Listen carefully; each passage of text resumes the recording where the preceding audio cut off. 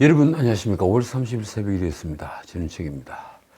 한국이 참여하는 미국 주도 이 경제 협력체가 있죠. 인도태평양 경제 프레임워크. 다들 아실 겁니다. IPEF란 거 말이죠. 조 바이든 대통령이 사실상 주도한 것입니다.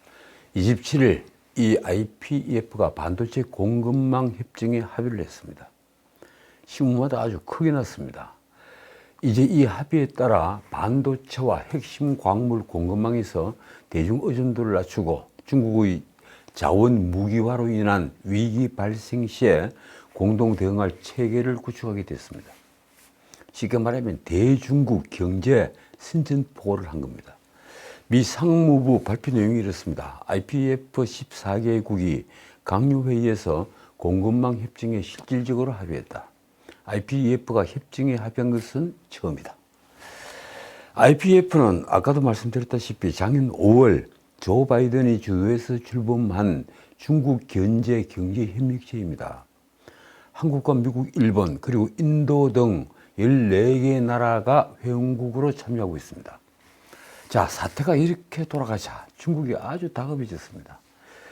중국은 지금 다급하게 한국의 손을 내밀었습니다. 중국 관영 매체는 보도 순서나 횟수, 사진 크기까지, 심지어 인터뷰 대상자 그 분량 등을 모두 공산당의 입맛에 따라서 결정을 합니다. 아주 치밀하게 결정하죠.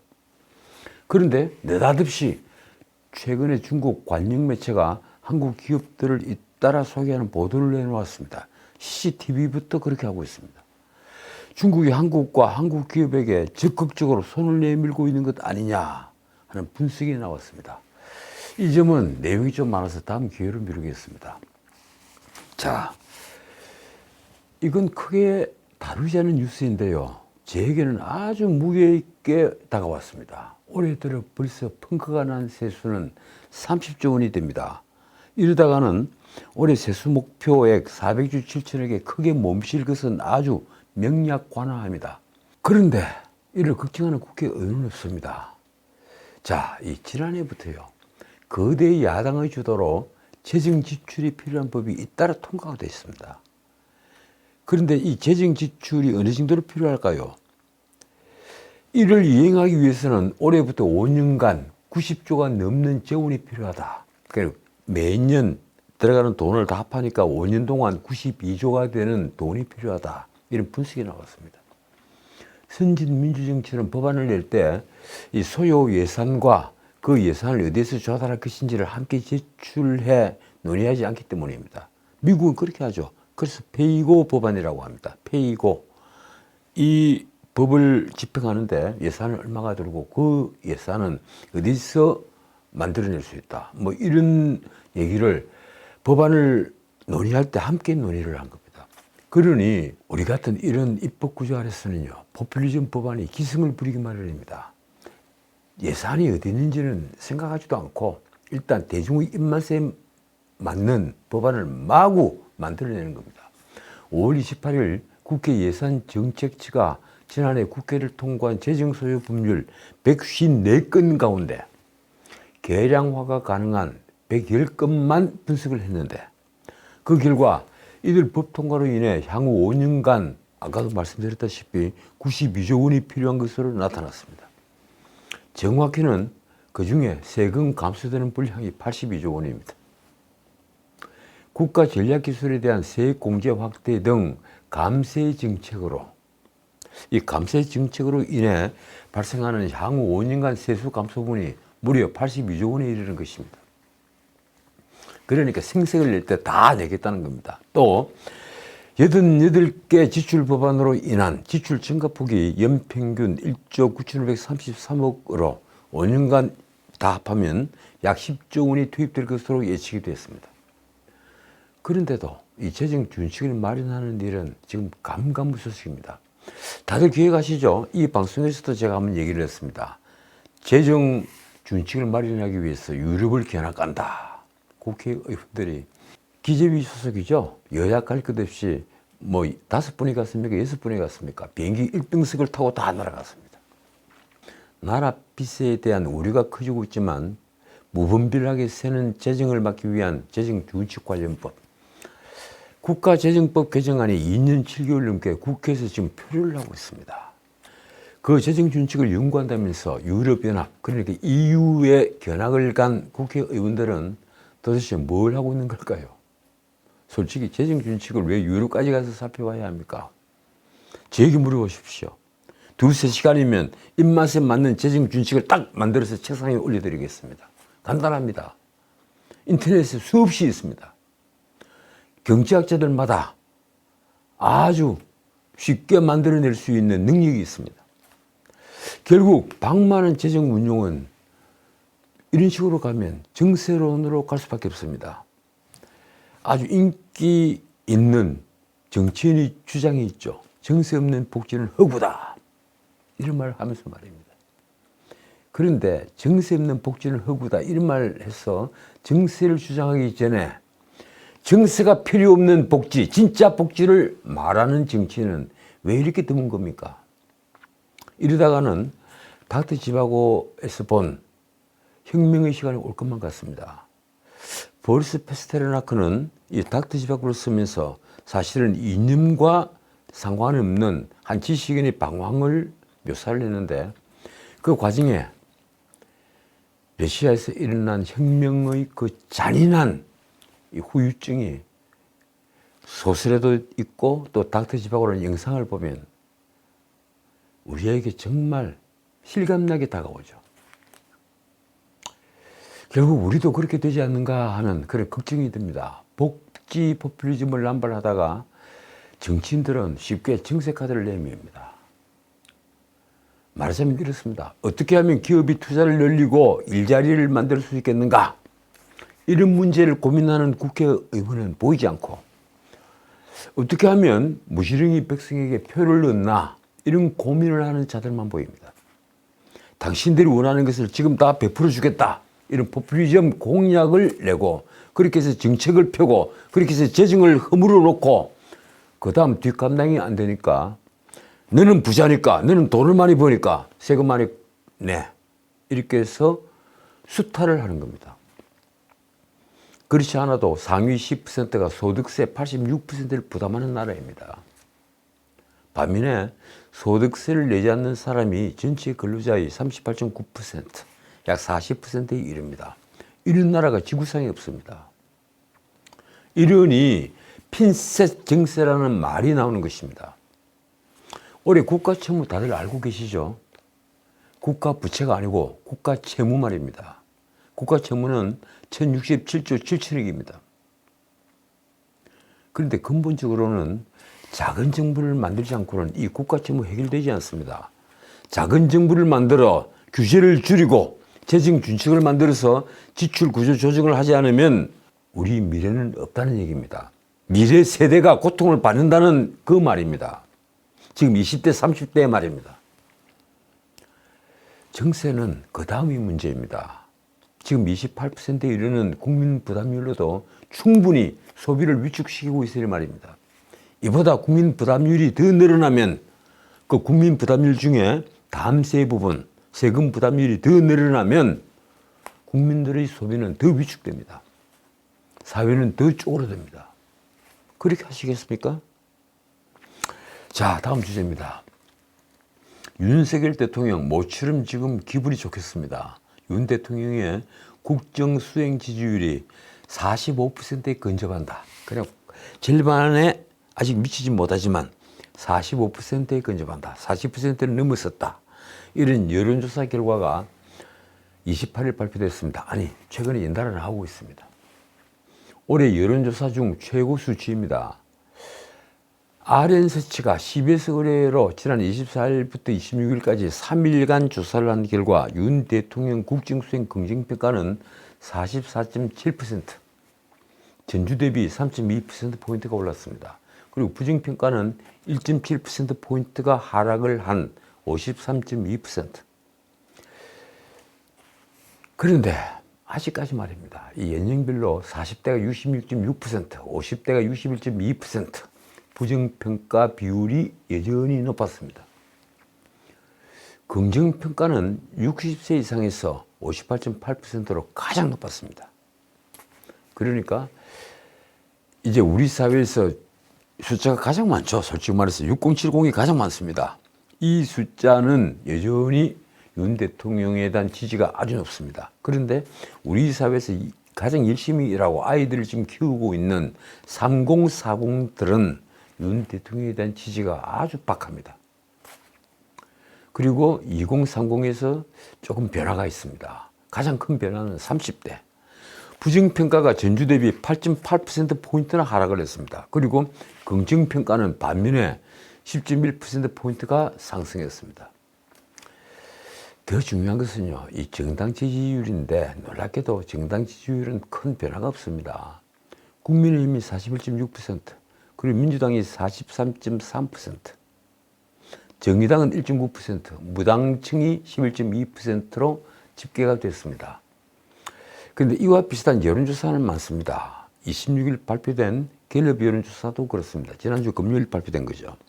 윤 대통령 국정 지지율은 1%포인트가 내렸지만 36%로 갤럽 조사로는 여전히 상승세입니다.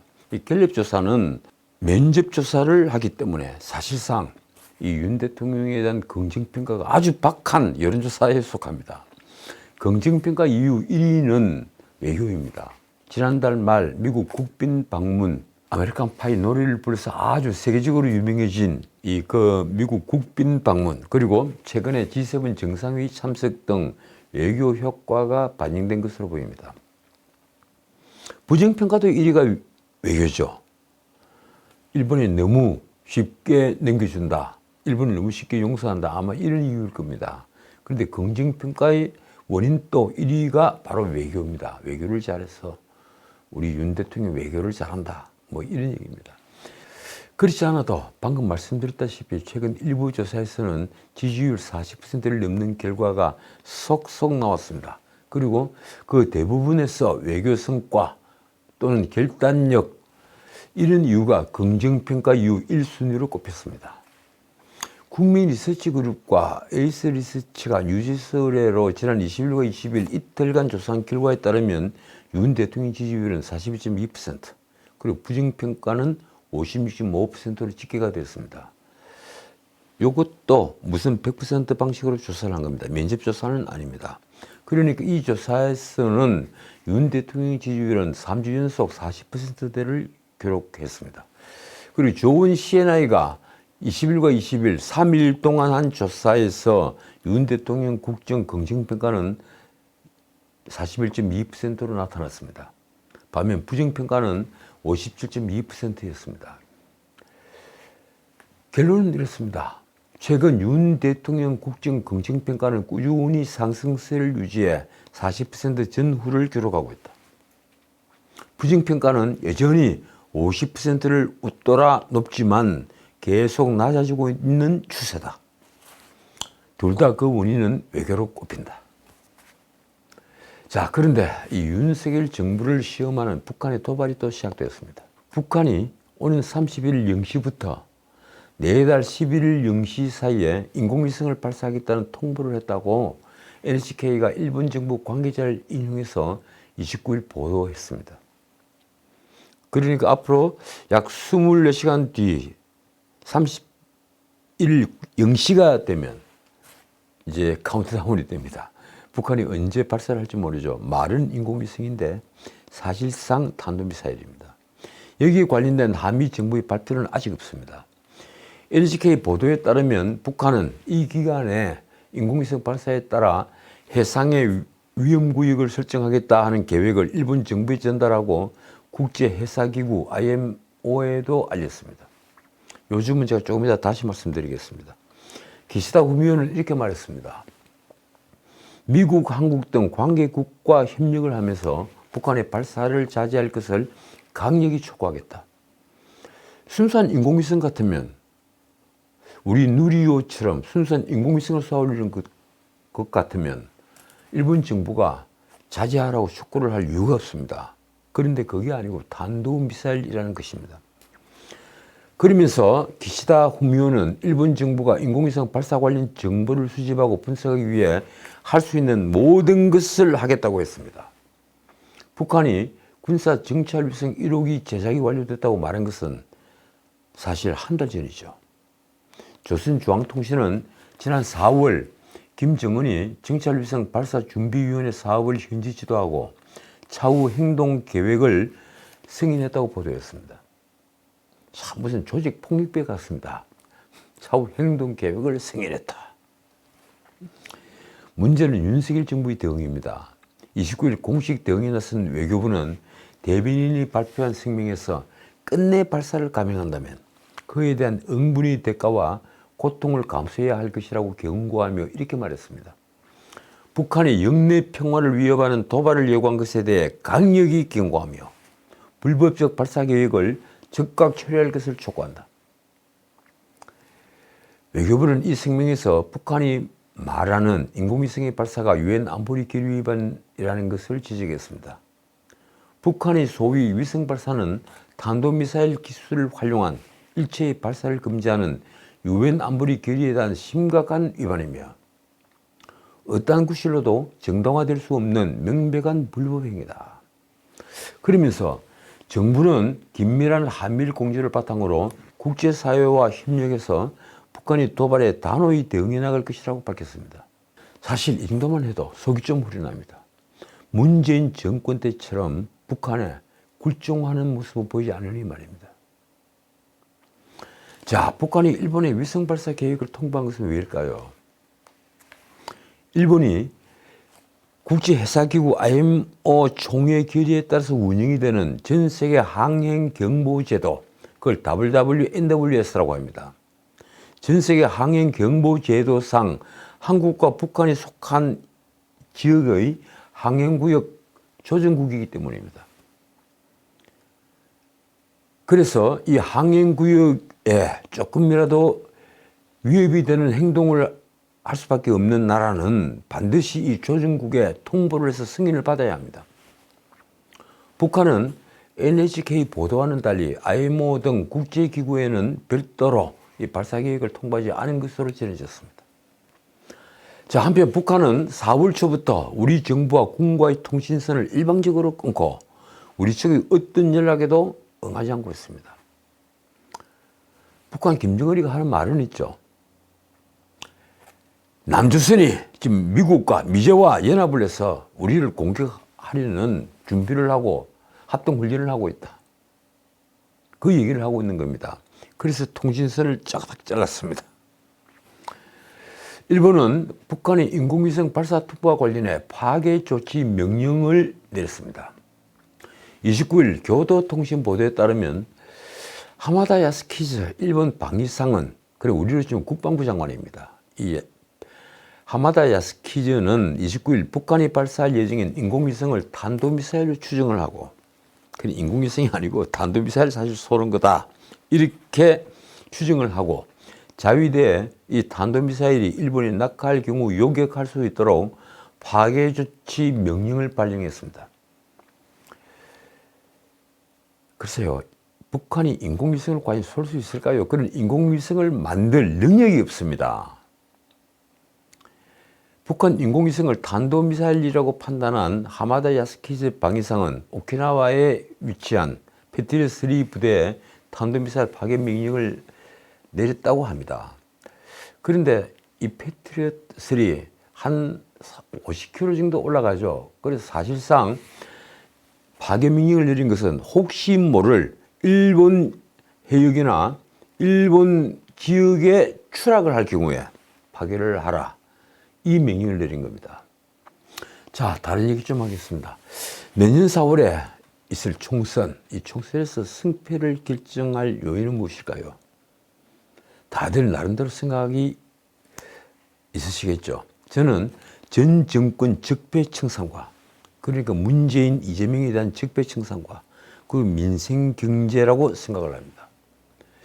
그런데 제가 지난 방송에서 말씀드렸다시피 올해 우리 경제 성장률 전망치는 지금 줄줄이 하향되고 있습니다. 윤석열 정부의 위험 신호가 계속 나오고 있는 것입니다. 연초 상저하고 예상해서, 그러니까 상반기는 좀 어렵겠지만 하반기는 치고 올라갈 것이다, 이런 예상에서 대내외 경기 부진으로 상저하중, 상반기는 매우 어렵고 하반기에는 약간 회복한다. 이 수준의 소폭 회복만이 있을 것이라는 예상이 많아졌습니다. 제가 자료를 쭉 살펴보니 경제학자들 중에 한 80% 넘게 거의 90% 정도가 이 상저 하중 이 얘기를 하더군요. 제가 상저 하중이라고 하는데 쉽게 말하면 하반기 회복은 하지만은 그렇게 크게 회복하지 않는다. 약간 회복한다. 이 수준의 얘기만 있는 겁니다. 그런데 우리 경제수장들의 말은 아직도 낙관적입니다. 상저하고 하반기에 확 치고 올라간다. 이런 희망 섞인 관측을 말하고 있는 것입니다. 하반기 중국의 리오프닝, 이 경제활동 재개를 리오프닝이라고 그러죠. 이 중국의 리오프닝 파급 효과가 하반기에 확대가 되고, 그리고 반도체 경기가 이제 저점을 통과하면서 경기를 견인을 할 것이다. 이런 기대가 넘쳐납니다. 근데 최근에 반도체 경기가 특히 AI, 인공지능 때문에 크게 회복할 것이다. 사실 미국에서부터 난리가 났죠. 말이 시가 되는 겁니까? 그래서 반도체 주가도 대폭등을 하고 있는 중입니다.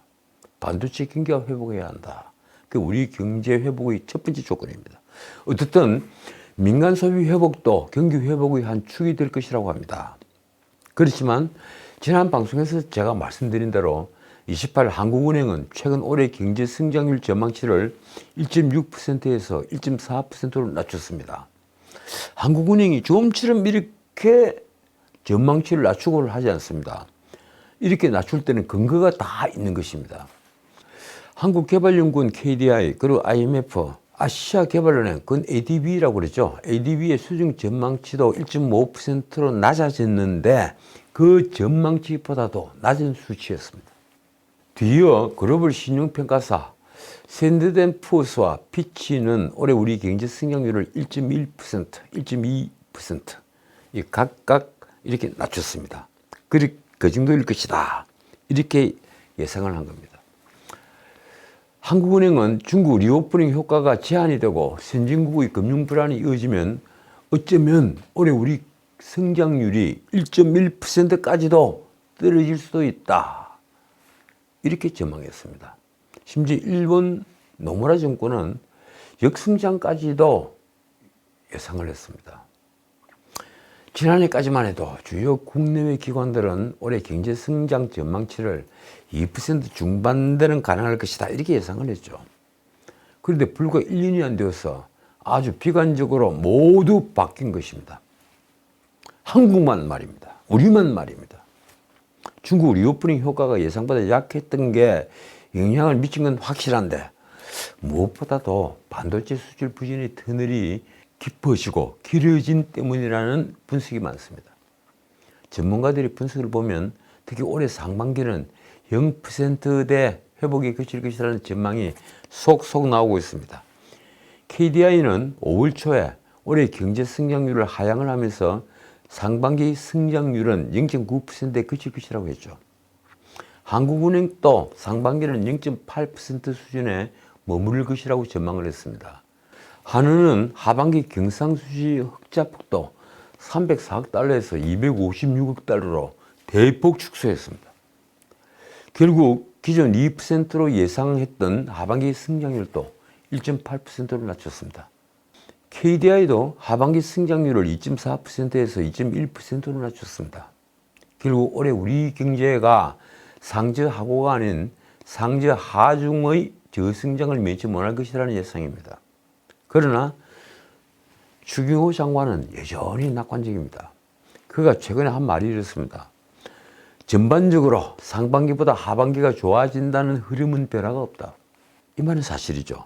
하반기가 좋아지는 것은 사실상 확실합니다. 그 뒤에 덧붙인 추경호의 말입니다. 얼마 전 IMF 아시아 태평양 국장도 했고 한은 KDI도 견해가 비슷했다. 그렇습니다. 이창용 한은 총재도 여전히 상저하고라는 표현을 썼습니다. 올해 우리 경기의 상저하고 흐름은 이어질 것으로 보인다. 그러니까 상저, 이건 이제 뭐 다들 확신하는 결과이고, 그 하고, 이 고가 어느 고냐 이겁니다. 약간 회복되는 상저 하중이라고 해야 하느냐, 아니면 정말 치고 올라간다고 해서 상제하고라고 해야 하느냐. 우리 모두 반도체 경기가 대폭 살아나고 무역 수지가 높아지고 해서 상제하고가 됐으면 하는 바람을 가지고 있습니다. 관료들을 살펴보면요, 심지어 이 기재부 1차관, 이분 굉장히 중요한 분이죠. 기재부 1차관 방기선은 낙관적 태도를 숨기지 않았습니다. 26일 그가 한 말이 이렇습니다.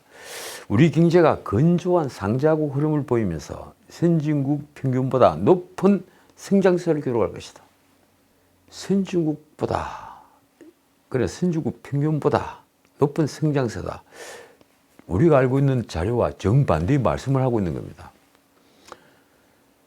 올해 3, 4분기 반도체 경기 저점을 통과하며 수출이 회복되고 중국의 경제활동 등 대외 여건이 점차 개선될 것이라는 기대 때문이라고 합니다.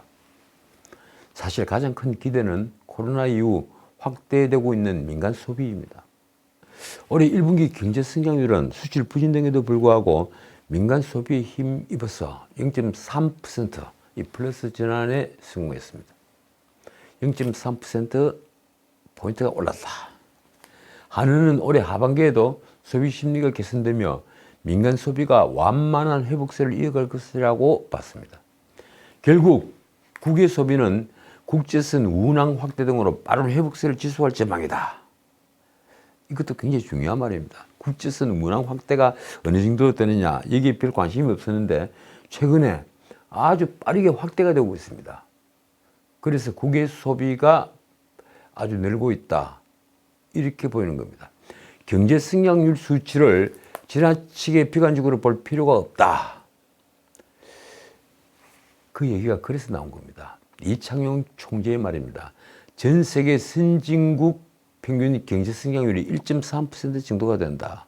제조업 중심의 에너지 수요가 많은 국가에서 이 정도 성장하고 있으면 우리만이 너무 비관적이거나 파국이라고 볼 필요는 없다. 참 중요한 말입니다. 제조국 중심의 나라에서 이 정도 성장이면 이건 대단한 성장이다. 이런 얘기죠. 자, 다른 얘기 하나만 더 하고 마치겠습니다. 조국 전 장관이라고 해야 됩니까? 그 짧은 시간 장관을 했는데도 조국 전 장관이라고 모든 언론들이 표현을 하더군요. 그 조국이 여러 사람을 화나게 만들었습니다. 27일 이 말이 뉴스가 됐습니다. 내 딸 때문에 부산대 의전원 입시에서 다른 사람이 떨어진 적이 없다. 이거 무슨 귀신 신하를 까먹는 소리를 하는 겁니까? 그러면 조민은 정원에 입학을 한 사람이었습니까? 도대체 정경심 재판부와 조국 재판부는 모두 눈을 감고 귀를 막고 재판을 했다는 말입니까? 국민의힘 김웅이 매섭게 한마디 했습니다. 그는 페이스북에 입시의 신화, 입신조국이라는 제목이 그래서 이렇게 썼습니다. 딸내미 때문에 다른 사람이 떨어진 적이 없다는 조국의 주장은 허위다. 정경심 판결문에 오랜 시간 동안 성실히 준비하고 적법한 절차에 따라 서울대 의전원, 부산대 의전원에 응시했던 다른 응시자들이 불합격하는 불공정한 결과가 발생했다고 못 박아버렸다. 김웅은 판결문의 정상 부분도 공개했습니다. 대학 입시부터 이 사건 의전원 입시까지 이어진 입시 비리 관련 범행의 동기나 그런 목적 달성을 위해 점차 구체화되고 과감해진 범행의 방법 등에 비추어 볼 때 그 범행의 죄질이 매우 좋지 않다. 그러니까 대학 입시부터 의전원 입시까지 계속해서 입시 부정 그 행동 패턴이 대담해지고 폭이 커졌다는 얘기입니다. 김웅이 내린 결론은 솔직히 제 생각과 똑같습니다. 조국은 이러한 판결에도 불구하고 여전히 모든 범죄를 부인하고 있고 심지어 자신들이 범죄로 인해 피해를 입은 다른 응시자들에 대해 일말의 죄책감도 느끼지 않고 있다. 제대로 된 사법부라면 조국을 즉각 법정 구속시킬 것이다. 그렇습니다. 조국도 법정 구속시켜야 되며 그리고 조민도 반드시 법정에서 재판을 해야만 합니다. 지금까지 재판을 하지 않은 경우는 단 한 건도 없었습니다. 심지어 숙명여고 쌍둥이 사건 다들 아시죠? 그건 결과적으로는 다른 동료들에게 큰 피해를 끼치지 않았음에도 불구하고 모두 인생에 되돌릴 수 없는 오점을 만들었습니다. 어떻든 조국은 실령 2년을 선고받고도 지금 태연하게 행동을 하고 있습니다. 출판 기념회 토크 콘서트까지 했더군요. 자, 김남국 얘기 하고 마셔야 되겠죠. 잠적했다던 김남국이 안산 아파트로 돌아온 모습이 포착이 됐습니다. 민주당 중앙당 윤리심판원장 위철환은 29일 100억 원대 코인 보유 논란으로 민주당을 탈당한 김남국에 대해서 이렇게 딱 잘라 말했습니다. 라디오 방송에서 말입니다. 근본적으로 국회의원 자격이 좀 문제된다고 본다. 바로 오늘 20일은 국회 윤리특별위원회가 열리는 날입니다. 김남국 문제가 도마 위에 오르죠. 자, 그날을 앞두고 김남국이 탈당하는 바람에 닭 쫓던 개 신세가 됐다는 비아냥을 받는 민주당은 솔직히 곤혹스러워해야 하는데 대부분은 그렇지 않습니다. 그래서 김남국이 세탁을 했다는 60억인지 100억인지 하는 거액은 아마도 이재명의 대선 자금일 것이다. 이런 말까지 나왔습니다. 아니, 유튜브를 검색을 해보면 엄청나게 많습니다. 그리고 신문 같은 언론에도 나오고 있습니다. 이재명이 김남국 처리를 두고 미적거린 것도 바로 그 때문이라는 지식도 있습니다. 과연 그럴까요? 솔직히 김남국을 둘러싼 코인 게이트에는 두 가지 미스터리가 있습니다. 미스터리라고 할 수밖에 없는 그러한 의문입니다. 하나는 최초 종자 또는 누구의 무슨 돈이냐 하는 것입니다. 또 60억이니 100억이니 하는 돈 세탁으로 보이는 금은은 누구의 무슨 돈이냐 하는 것입니다. 결국은 돈의 주인입니다. 이것이 밝혀지면 위빅스를 포함한 잡코인을 둘러싸고 이른바 P2E, Play to Earn, P2E 청탁이 벌어졌다는 배우의 거래도 소상히 드러날 것입니다. 진짜 있었는지 없었는지 드러나겠죠. 위철환은 라디오에서 경우에 따라 김남국 제명까지도 고려해야 하는지 묻자 아주 간결하게 대답을 했습니다. 국회의원들도 국민 뜻을 받들어야 한다. 이제 많은 사람들은 김남국이 당장 의원직에서 사퇴해야 한다고 말합니다. 국회의원 자격이 없다는 신문 칼럼들이, 신문 사설이 연달아 나오고 있습니다. 무엇보다도 그는 어정단상에서도 코인을 걸고 도박 같은 거래를 했기 때문입니다. 다시 위철환의 말입니다. 직무상 정보를 취득에 투자했다거나 이해충돌 행위를 했다면 그에 합당한 무거운 징계 수위가 결정돼야 한다. 그런데 이 말보다 더 중요한 말은 그 뒤에 덧붙인 말입니다. 그런 분들이 국회의원 신분을 유지함으로써 국민들에게 크나큰 실망감을 안겨줬기 때문이다. 자, 오늘은 여기까지입니다. 감옥에 보내는 것, 그게 능사는 아닌 것 같습니다. 법무부 발표에 따르면 재소자 한 명을 관리하는데 밥값 등으로 1년에 3천만 원이 넘게 듭니다. 구급 공무원, 구급 1년차 공무원 연봉이 2,831만 원이라고 하는군요. 그 2,831만 원이니까 사행수를 비롯한 죄수 수용비가 구급 공무원 연봉보다 많은 셈입니다. 죄를 지은 놈을 가둬두는데 구급 공무원보다 더 많은 돈을 우리 세금으로 쓴다는 얘기입니다. 이런 가운데 현지 교도관이 교도소 실태를 폭로한 것이 또 뉴스가 됐습니다. 교도관 A는 최근 익명 커뮤니티에 교정 교화와 인권이라는 보호막 뒤에 숨어 올바른 교도소가 아닌 범죄자 요양원, 합숙소가 되어가는 현 실태를 국민에게 알리고 싶다. 이렇게 말했습니다. 그가 말입니다. 최근 자해를 한 수용자가 대학병원에 입원하면서 수천만 원의 병원비를 국민의 혈세로 지급할 처지에 놓였다. 실제 수용자가 병원비를 회피를 하면 교도소 같은 국가기관이 부담을 해야 한다고 합니다. 그 병원비를 회피하는 바람에 전국적으로 천문학적인 비용의 국민 혈세가 악질 수용자의 병원비 지급에 소요되고 있다고 합니다. 교도관 B가 일부 교도소에 에어컨이 있는 거 일반인들은 모른다면서 한 말이 이렇습니다. 일반인들은 에어컨을 틀 때 전기요금을 걱정하는데 이들에게는 백내장부터 각종 수술비까지 나라 돈으로 다 해준다. 교도관 C는 또 이렇게 말했습니다. 약이 공짜다 보니 수용자 70%는 무조건 약을 달라고 한다.